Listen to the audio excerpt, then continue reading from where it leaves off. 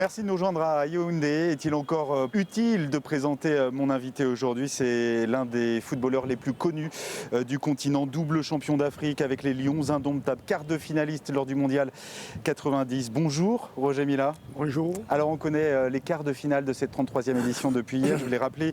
Burkina-Tunisie, Cameroun-Gambie, Guinée équatoriale-Sénégal, Égypte-Maroc. Est-ce qu'elles vous plaisent ces affiches tout d'abord? Elles me plaisent parce que déjà dans ces affiches, il y a deux pays, on peut dire deux pays inconnus. Deux invités surprises. Deux invités surprises, la Gambie et la Guinée équatoriale. Bon, la Guinée équatoriale, ça fait quand même un moment où leurs deux participations, ils sont quand même arrivés en quart de finale. Mais la Gambie, c'est une surprise. Donc, c'est des équipes à prendre au sérieux. Des nouveaux visages donc, qui apparaissent dans ces Coupes d'Afrique des Nations. Une Coupe d'Afrique des Nations, je vous rappelle, qui se joue maintenant à 24. Est-ce que c'est mieux qu'à 16 finalement? Passer toute sa carrière de footballeur sans participer à une Coupe d'Afrique, c'est un peu difficile d'avoir un nom.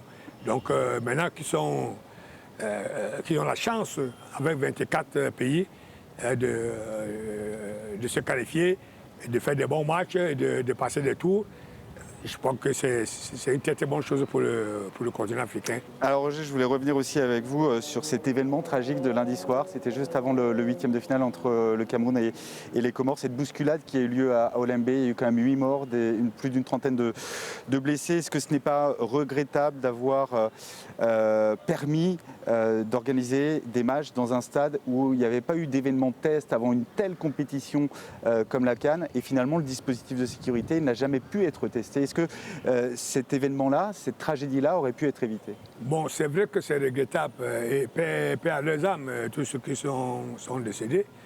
Mais ce qui me dérange dans tout ça, c'est qu'on est tout le temps en train de tirer sur le Cameroun. Pourquoi?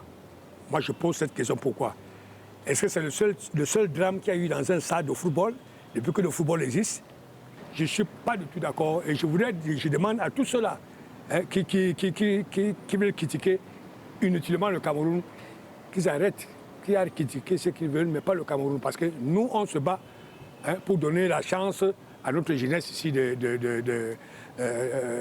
comment dirais-je, de réussir aussi. Personne ne pouvait imaginer qu'il allait avoir cette... à l'ouverture, il y avait aussi du monde, mais il n'y a pas eu de drame. Là, on a ouvert les portes. On y était, nous, au match d'ouverture, Roger, et je peux vous dire que déjà, on s'était aperçu qu'il y avait un problème avec ces fameuses grilles. Oui, mais s'il y avait eu le problème, c'est là qu'il fallait décrire ce problème pour que les choses s'arrangent. Il ne fallait pas attendre maintenant qu'il y ait des morts. Pourquoi vient Donc il y a eu une faille entre le match d'ouverture et ce huitième de finale entre le Cameroun et les Comores, puisque les mêmes scènes, les mêmes mouvements de foule, on les a observés lors de ces deux matchs. C'est peut-être le manque de discipline aussi de mes compatriotes, ça je le reconnais. Mais je pense qu'on vous ouvre le stade pour aller voir les matchs. Pourquoi encore se bousculer? Chacun pouvait entrer tranquillement et regarder son match. C'est un incident qui pour nous a fait très très mal, et que nous déplorons d'ailleurs. Et donc il ne faut pas que les gens enveniment, parce que ce n'est pas beau. C'est pas beau, c'est la première fois que ça se passe au Cameroun. Alors ce stade d'Olembé, Roger, il est quand même suspendu jusqu'aux demi-finales. Est-ce qu'il faut jouer coûte que coûte une finale dans ce stade d'Olembé, alors qu'il y a eu une tragédie qui aura endeuillé cette CAN? C'est à la CAF de voir ce qu'il y a lieu de faire. Parce que la CAF même aurait pu, c'est pas placer des gens pour sensibiliser la population, tout. Ils n'ont pas fait. Et ils sont tout le temps en train de rejeter tous les torts au Cameroun. Alors qu'ils sont contents de la CAN que le Cameroun organise. Donc moi je pense que c'est vrai un incident bête. Mais je vous le dis, ça ne se reproduira plus jamais. Jamais. Alors, on va encore parler d'une autre polémique qui a émaillé cette Coupe d'Afrique des Nations, malheureusement, Roger.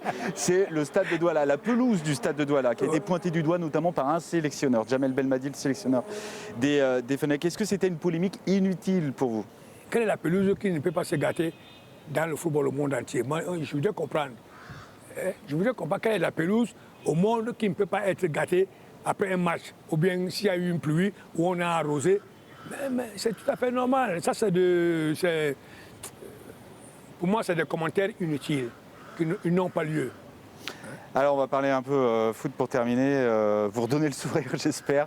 Cette équipe du Cameroun, ces Camerounais qui vont affronter la Gambie en quart de finale, a priori c'est à la portée des Lions indomptables. Est-ce que vous avez un conseil à leur donner? Est-ce que vous retrouvez dans cette équipe, vous les connaissez bien, l'état d'esprit qui vous animait, votre équipe qui a remporté les titres en 84, en 88? Bien, nous, c'est peut-être pas la même chose qu'aujourd'hui. Vous savez, les jeunes d'aujourd'hui pensent que parce qu'ils gagnent beaucoup d'argent, ils peuvent se permettre, aux dépens du peuple camerounais, n'importe quelle prouesse sur le terrain. Mais n'importe quelle prouesse sur le terrain, l'équipe adverse n'est pas là à les contempler ou bien à les caresser. Non, l'équipe adverse vient aussi pour jouer, pour gagner. Le jeu produit par les Lions, là, il ne vous séduit pas tant que ça?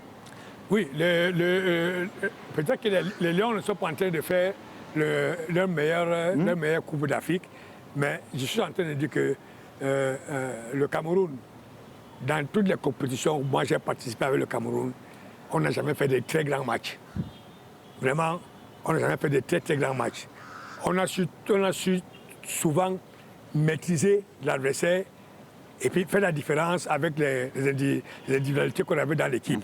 Mais dire qu'on pouvait jouer avec 80% de maîtrise de ballon, j'ai dit non. Vous voyez le Cameroun en finale quand même ou pas?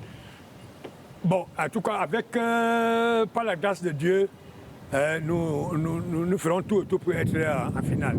Je dis bien, nous ferons tout et tout pour être en finale. Mais on sait que ça va être dur. Voilà, et le prochain obstacle donc pour ces Camerounais, ce seront bien sûr les Gambiens en quart de finale. Merci Roger Mila de nous avoir répondu. Merci à vous. C'est moi qui vous remercie.